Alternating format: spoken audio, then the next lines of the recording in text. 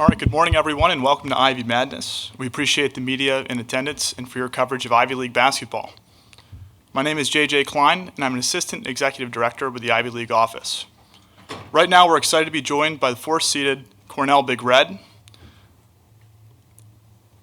On the dais with me right now is head coach Brian Earl, Greg Dolan, Sean Hansen, and Marcus Fillion. We'll start with some opening comments from Coach Earl and then move into questions from the media.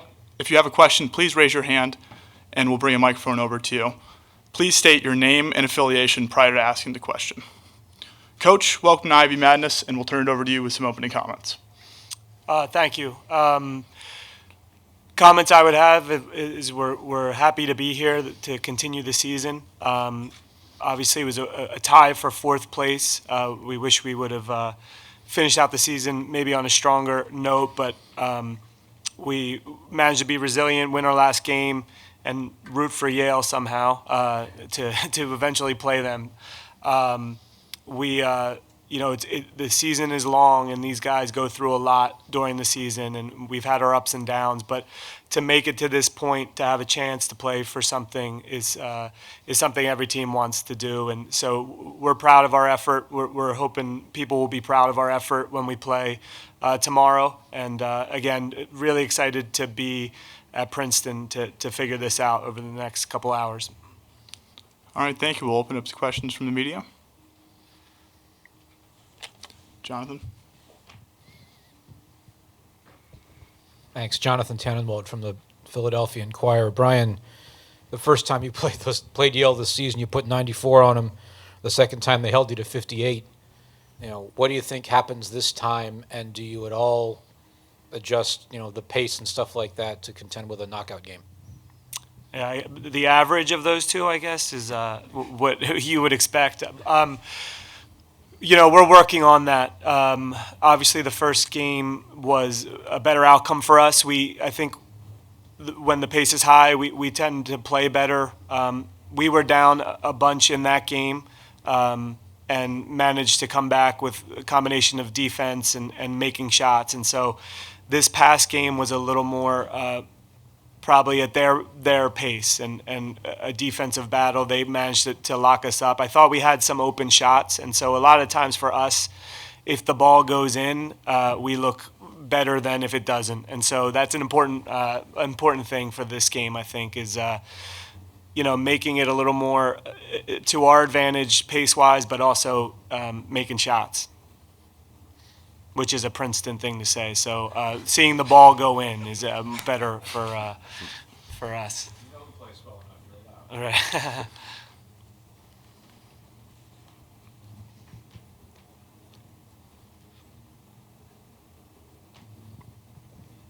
Steve Silverman, Ivy Hoops Online.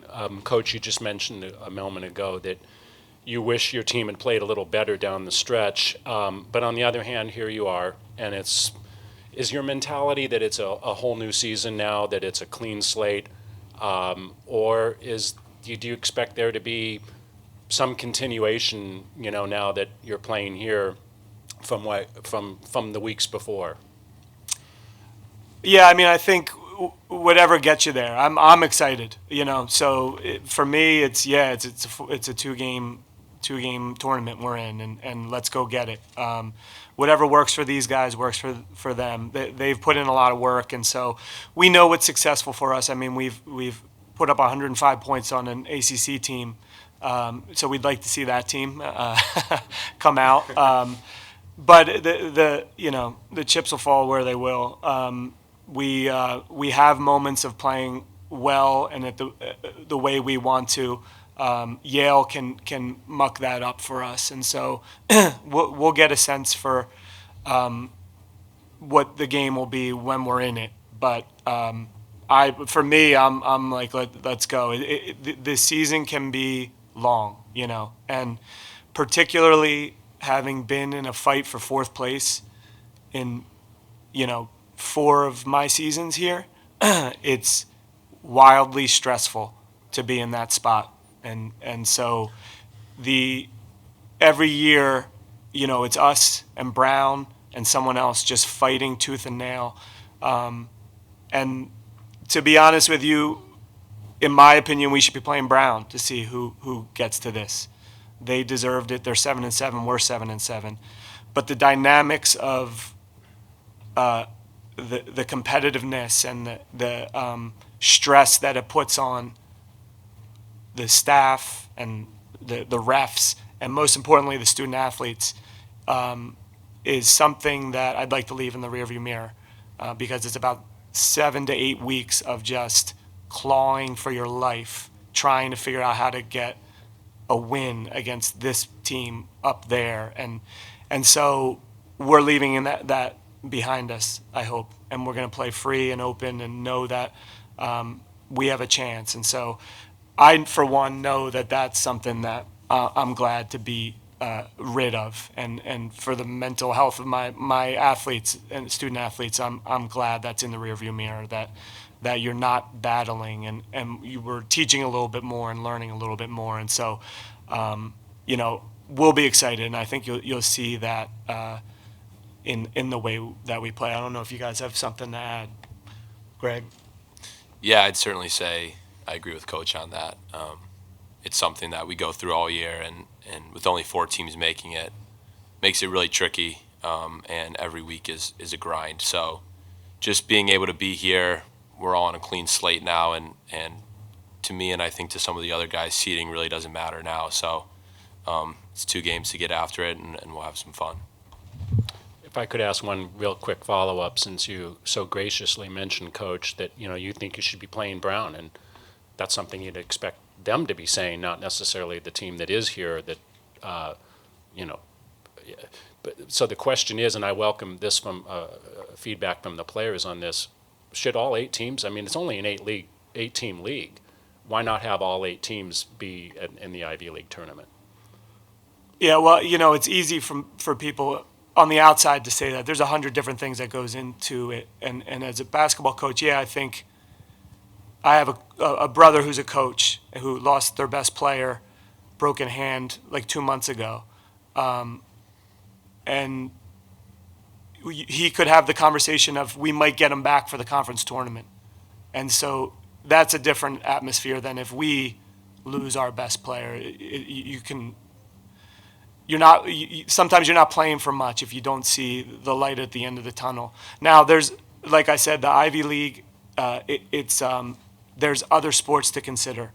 There's all types of other things where it would be hard to move to 8 teams, and it's not malicious on anyone's part that we only have 4. I do think that as we are in maybe the 6th year of this, the feedback from, I think, Brown and us is that it might be better to maybe have Brown come to us, let's figure it out, and send somebody to Princeton, and on down the line. Columbia play Yale, et cetera. But I think we're a long way from that, and there's a lot of things baked into it that are above my head. But my 2 cents is, let's play it out. Let's figure it out. It's always better to play than talk after the fact. So that would be my thought on that. Sean, Marcus? I mean, yeah, it gives us another opportunity to play a game. And the season's long and daunting, but I feel like each one of us on Cornell, and I assume on all the other teams in this league, you want to play another game. We're here because we love the sport. So if that gives us another opportunity to play, then so be it. Rob Brown, Ivy Hoops Online. Marcus, this is your team's 2nd straight appearance in Ivy Madness. You almost pulled up a big upset against Princeton last year. What do you and the team take away from last year's experience that will help you tomorrow? I think if you just take away the experience from last year, we got down big last year's game. We didn't, fold in the moment, but we just had some experience coming back. We have a talented team this year, and we're excited, for the opportunity to play. But we're grateful to be here, but not just grateful. We would love to advance in the championship game and hopefully advance to the NCAA tournament this year. But just locking into the guys, and we'll have a lot of fun this week. We had a good week of practice, a good week of preparation. So we're excited to be here. I'm excited to compete tomorrow, and just ready to get after it. Great. And Coach, never easy to play the number 1 seed, but is there something emotionally easier facing Yale than having to face Mitch and the Tigers in the opening round like last year? obviously, personally, Mitch is one of my better friends, so that's never exciting for me. I don't think for these guys they care, which is the players play. And so I have friends that we have to play from time to time, and those are, you don't like watching your friends lose, and really anyone lose, ever. And so, but that doesn't matter, it won't it's not like I'm not trying to score on him because he's my buddy. That's life, I think I said that last year.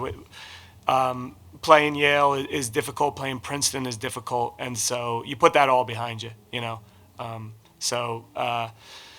it's good to be here, and Yale is someone we want to beat, just like if we had a chance to beat Princeton, we would try to do it, which we did last year.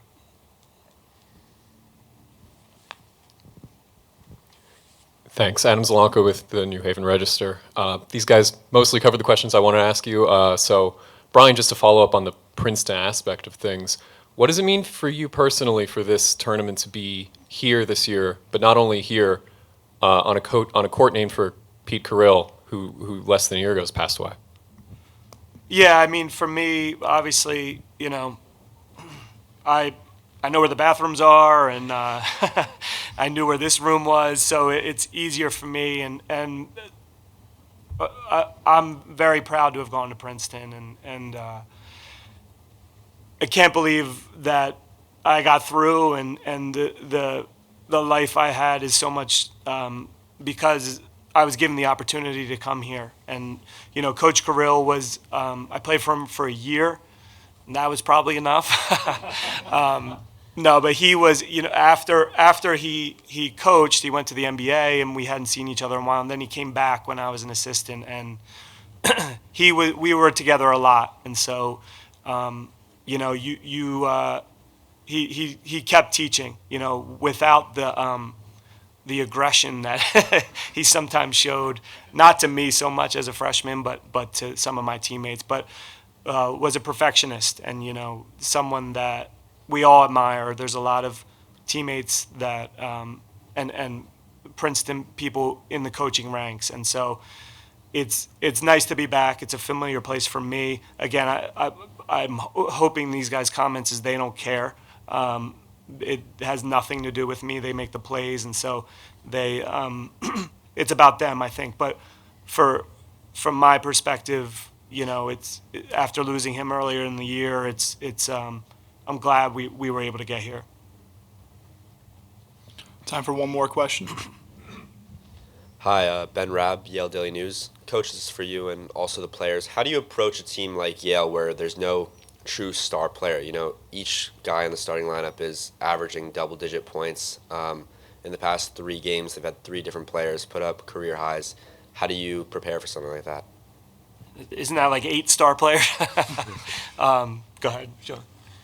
I mean, everyone just plans on playing their defense the way we play, watching the scouts and preparing for Yale.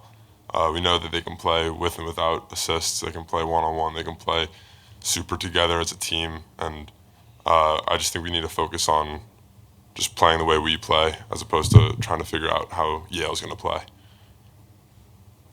Yeah, it should be exciting because I think we're another team that we really spread it out, and a lot of guys can contribute in many different ways. And one guy will have a great game, and no one really cares about that. So I think Yale is really similar in that, and it's always fun going up against them. So we'll do our best to throw a lot of things at them and see what sticks.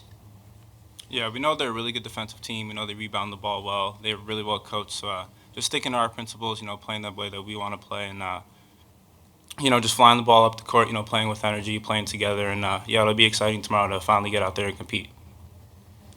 All right, Coach, Greg, Marcus, Sean, thank you for your time, and good luck this weekend. Thanks. Thank you.